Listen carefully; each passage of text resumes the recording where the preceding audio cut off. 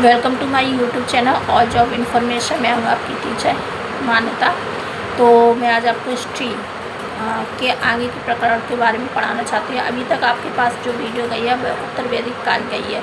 तो उत्तर वैदिक काल के हमने क्या था, अथर्ववेद तक हमने समझा दिया था।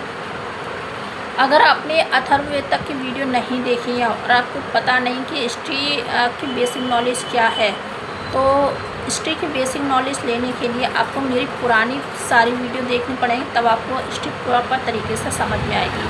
तो आप पीछे जाके प्लेलिस्ट में जाके चेक कीजिए और पूरी वीडियो को ध्यान से देखिए, तब आपको हिस्ट्री पूरी तरीके से कम्प्लीटली समझ में आएगी। जितना कहते हैं ना हिस्ट्री हार्ड है, उतनी हिस्ट्री हार्ड नहीं है। हिस्ट्री बहुत ही ईजिली सब्जेक्ट है। अब पुरानी वीडियो देखने के बाद अगर आपको उसमें कोई कमेंट वो लगे कमी, तो उसको बताइए, और अच्छी लगी तो उसको अच्छा बताइए। आगे बात करते हैं हम वेदों के गद्य प्रकरण क्या कहलाते हैं। तो वेदों के गद्य प्रकरण को हम ब्राह्मण कहते हैं। अब बात करते हैं वेद कितने होते हैं। वेदों की संख्या होती है 4। प्रत्येक वेद के पाठ होते हैं 3। अब प्रत्येक वेद के पाठ कितने हैं? 3। ये मैंने अपने हिसाब से क्या कहते हैं नोट्स बनाए हैं। अगर आपको भी ऐसे नोट्स बनाने हैं तो पेन पेपर लीजिए, और पेन पेपर लेने के साथ ही अपने नोट्स प्रॉपर डायरी पर बनाइए, जिससे कि आपको आगे जाके कोई भी प्रॉब्लम्स ना हो। और वीडियो अच्छी लगे तो लाइक करें, सब्सक्राइब करें एंड कमेंट करें, और आगे वीडियो को अधिक से अधिक ज़्यादा शेयर करें, और बेल आइकन को प्रेस करें। वीडियो को कमेंट जरूर करें। तो हम बात कर रहे थे वेद के 4 पार्ट। वेदों की संख्या है 4। प्रत्येक वेद के 3 पार्ट होते हैं। अब ये कौन कौन से हैं पार्ट्स, मैंने पहले वेदों की संख्या बता दी थी। वेद कौन से थे? 4 ऋग्वेद और 3 वेद थे। एक वेद था ऋग्वेद और 3 वेद थे अथर्ववेद, सामवेद और यजुर्वेद। अब वही उसी में से जो वेद हैं हमारे, उनके 3 पार्ट्स हैं। अब 3 पार्ट ऋग्वेद के कौन से 3 पार्ट्स हैं? अब बात करते हैं मेन 3 पार्ट को हम संहिता कहते हैं। क्या बोलते हैं? संहिता बोलते हैं।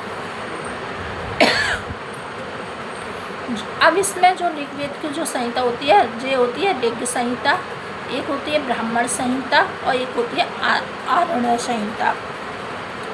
ठीक है, मेन पार्ट को हम संहिता कहते हैं। अब जो ऋग संहिता है,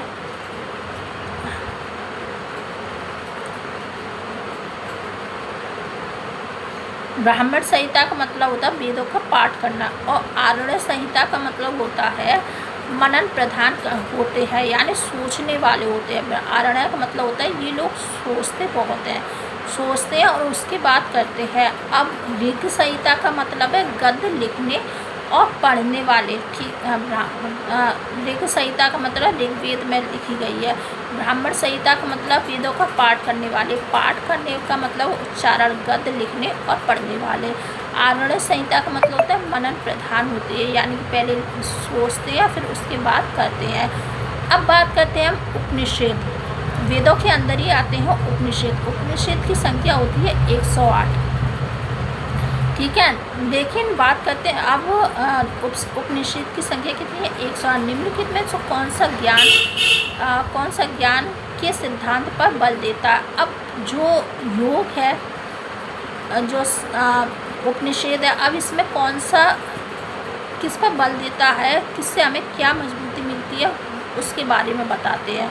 अब बात करते हैं योग दर्शन की। योग दर्शन शरीर को मजबूत करता है, यानी कि आपने देखा होगा जब हम पूजा करते हैं तो हम ध्यान लगाते हैं, जैसे ओम, तो इसको बोलते हैं योग, जो कि क्या हमारे शरीर को मजबूत करता है। वेदांत दर्शन, यानी कि दर्शन जिसको हम देखते हैं, जैसे मंदिर में जाके हम दर्शन करते हैं भगवान के, तो होता है दर्शन।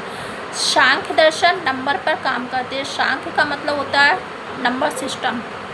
जैसे कि अभी मैंने पिछले टॉपिक पे नंबर सिस्टम पर काम किया था, तो नंबर सिस्टम मतलब मैथ पर काम करते हैं। अब उपनिषद ज्ञान के सिद्धांत पर काम करता है। ज्ञान मतलब नॉलेज के सिद्धांत पर काम करता है। अब बात करते हैं उपनिषद होते क्या है। सम इम्पोर्टेंट महत्वपूर्ण उपनिषद।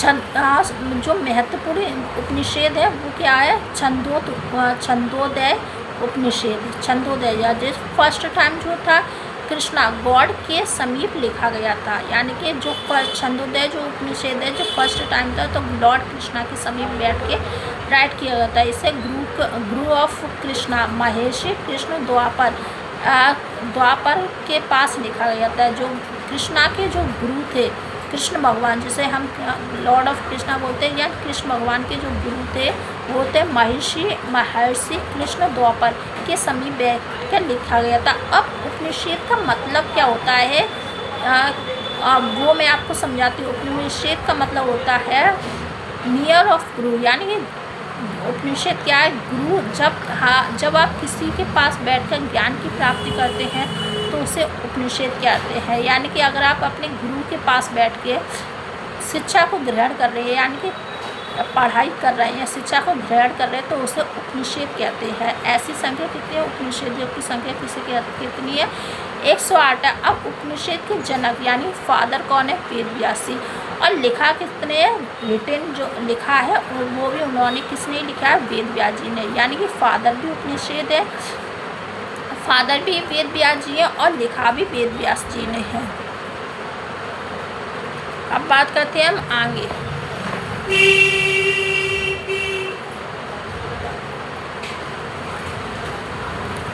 मुंडक उपनिषद। मुंडक उपनिषद क्या है, अब उपनिषद के अंदर मुंडक उपनिषद है, इसमें सत्यमेव जयते लिखा गया है। यहीं पर ये जो सत्यमेव जयते है मुंडक उपनिषद में यहीं पर लिखा हुआ आपको मिलेगा। सबसे बड़ा उपनिषद जो है वह दारण्य उपनिषद। सबसे जो बड़ा जो उपनिषद है वह दारण्य उपनिषद। उपनिषद हमारे हिंदू धर्म का दर्शन कहलाते हैं, यानी कि जो उपनिषद हैं वो हमारे हिंदू धर्म का क्या कहलाते हैं, दर्शन कहलाते हैं। अब बात करते हैं कठोर उपनिषद के बारे में। कठोर उपनिषद क्या है, कठोर उपनिषद के बारे में मतलब जो क्या है, एक बच्चा था, बालक था नचिकेता, जो कि छोटा सा बच्चा था। उसने क्या यमराज के पास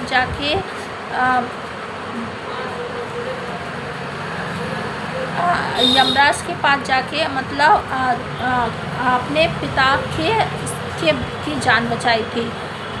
तो इसलिए यमराज जी हार गए थे उसके सामने और नचिकेता जी जीत गए थे। तो इसके बारे में हिस्ट्री है। Thank you so much. Like करें, सब्सक्राइब, अगर आपको वीडियो अच्छी लगे तो लाइक करें, सब्सक्राइब करें एंड शेयर करें और अधिक से अधिक कमेंट करें। Thank you so much.